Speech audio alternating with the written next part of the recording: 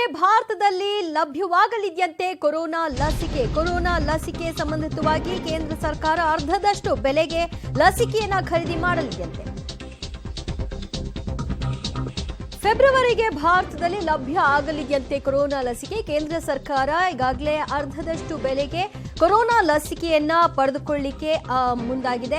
ಫೆಬ್ರವರಿಗೆ ಭಾರತದಲ್ಲಿ ಲಭ್ಯ ಆಗುತ್ತೆ ಕೊರೋನಾ ಲಸಿಕೆ ಅನ್ನೋದು, ಅದಕ್ಕೆ ಸಂಬಂಧಪಟ್ಟ ಹಾಗೆ ಕೇಂದ್ರ ಸರ್ಕಾರ ಕೂಡ ಅದನ್ನ ತರಿಸ್ಕೊಳ್ಳಿಕ್ಕೆ ಸಿದ್ಧತೆಗಳನ್ನ ಮಾಡಿಕೊಂಡಿದೆ. ಕಾರ್ಗೋ ವಿಮಾನಗಳ ಮೂಲಕವೂ ಕೂಡ ಲಸಿಕೆ ಸಾಗಾಟಕ್ಕೆ ಪ್ಲಾನ್ ಅನ್ನ ನಡೆಸಿದ್ದಾರೆ. ಭಾರತದಲ್ಲಿ ಶೇಕಡಾ 25ರಿಂದ 30 ಕೋಟಿ ಮಂದಿಗೆ ಈಗ ಕೊರೋನಾ ಲಸಿಕೆಯನ್ನ ಪೂರೈಕೆ ಮಾಡಬೇಕು ಅಂತ ಕೇಂದ್ರ ಸರ್ಕಾರದ ಗುರಿಯಾಗಿದೆ. ಹಾಗಾಗಿ ಫೆಬ್ರವರಿ ಹೊತ್ತಿಗೆ 25ರಿಂದ 30 ಕೋಟಿ ಜನರಿಗೆ ಕೊರೋನಾ ಲಸಿಕೆಯನ್ನ ತಲುಪಿಸಲಿಕ್ಕೆ ಏನೆಲ್ಲ ಪ್ಲಾನ್ ಮಾಡ್ಕೊಂಡಿದ್ದಾರೆ, ಹೇಗೆ ತರಿಸ್ಕೊಳ್ತಾರೆ ಅನ್ನೋದನ್ನು ಗಮನಿಸೋಣ. ಫೆಬ್ರವರಿಗೆ ಕೊರೋನಾ ಲಸಿಕೆ ಸಿಗಬಹುದಾದ್ರೆ ಜನವರಿ ಅಂತ್ಯ ಫೆಬ್ರವರಿ ಆರಂಭದಲ್ಲಿ ಆಸ್ಟ್ರಾಜೆನಿಕಾ ಸೆರಮ್ ಕಂಪನಿಯ ಕೊರೋನಾ ಲಸಿಕೆ ಸದ್ಯ ಲಭ್ಯ ಆಗುವಂತಹ ನಿರೀಕ್ಷೆಯನ್ನ ಹೊಂದಿದೆ. ಅದರ ಮೊದಲ ಆದ್ಯತೆಯಾಗಿ ಆಸ್ಟ್ರಾಜೆನಿಕಾ ಇಂದಲೇ ಸಿಗಬಹುದು ಸೆರಮ್ ಲಸಿಕೆ ಅನ್ನೋದು ಲೆಕ್ಕಾಚಾರ.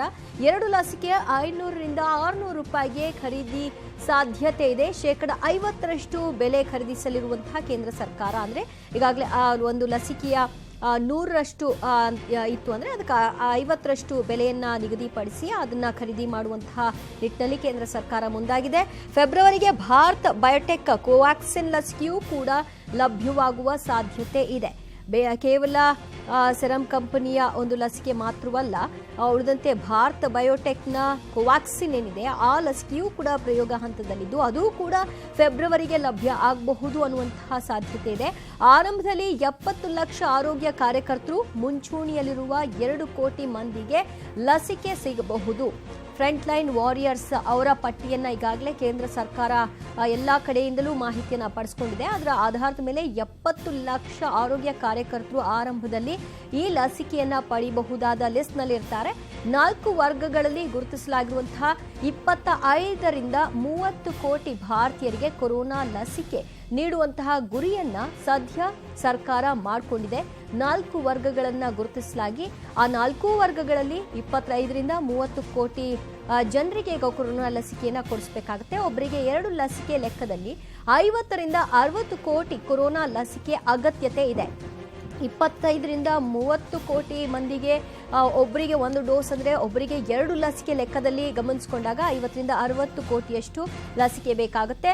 ಲಸಿಕೆ ಉತ್ಪಾದನಾ ಕೇಂದ್ರದ ಹತ್ತಿರದ ಏರ್ ಫ್ರೈಟ್ ಸ್ಟೇಷನ್ನಿಂದ ನೇರವಾಗಿ ಏರ್ಪೋರ್ಟ್ಗೆ ಈ ಒಂದು ಲಸಿಕೆಯನ್ನ ಸಾಗಾಟ ಮಾಡಿಕೊಳ್ಳಿಕ್ಕೆ ಇದನ್ನು ಬುಕಿಂಗ್ ಮಾಡಿಕೊಂಡು ಅಂದ್ರೆ ಅಷ್ಟೇ ಸೇಫ್ ಆಗಿ ಇದನ್ನ ತರಬೇಕಾಗತ್ತೆ.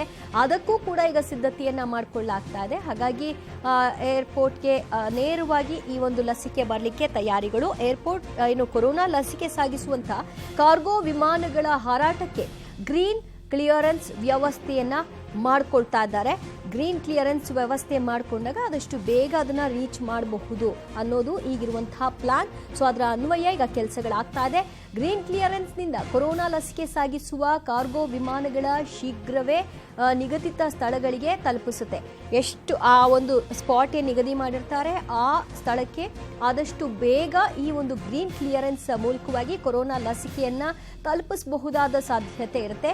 ಬೆಂಗಳೂರಿನಲ್ಲಿ ರೆಡ್ ಚಾನೆಲ್ನಲ್ಲಿ ಕಾರ್ಗೋ ವಿಮಾನಗಳ ಹಾರಾಟಕ್ಕೆ ಬೇಕಾಗುವಂತಹ ಸಮಯ 152 ಗಂಟೆಯಷ್ಟು ಒಟ್ಟು. ಇನ್ನು ಗ್ರೀನ್ ಚಾನೆಲ್ನಲ್ಲಿ ನೋಡಿದ್ರೆ 40 ಗಂಟೆ ಅಷ್ಟೇ ಸಾಕಾಗುತ್ತೆ. ಸೊ ಹಾಗಾಗಿ ಗ್ರೀನ್ ಕ್ಲಿಯರೆನ್ಸ್ ಅನ್ನ ಮಾಡ್ಕೊಳ್ಳಾಗ್ತಿದೆ.